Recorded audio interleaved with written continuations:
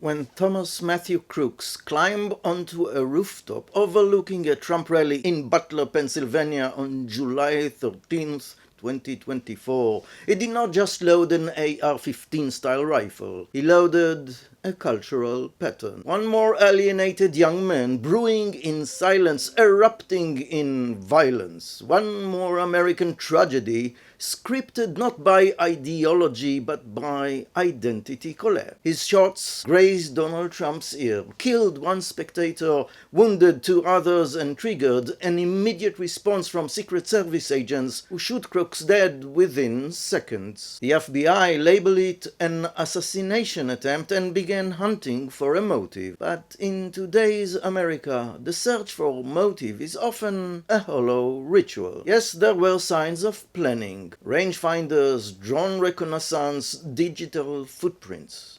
But there was no manifesto, no ideological declaration, no banner to wave, just a familiar portrait.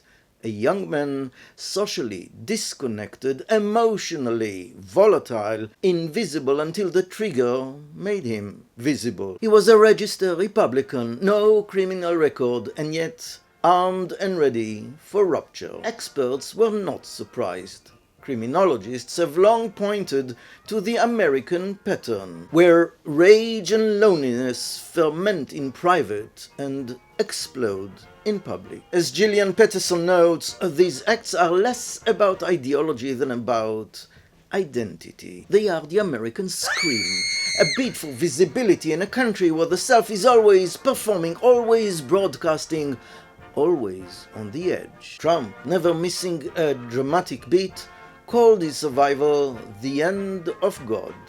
The phrase was quickly sanctified by his base and wrapped in patriotic reverence. But beneath the divine framing lies a more profane truth. In a society where guns are sacred, attention is currency, and loneliness runs deep, even a rooftop shooter becomes a tragic prophet of a culture fraying at the edges. Hence, Thomas Matthew Crooks is a warning flare from the margin of a society where identity and belonging have become dangerously unstable. I am Professor Gad Yair, and this is America.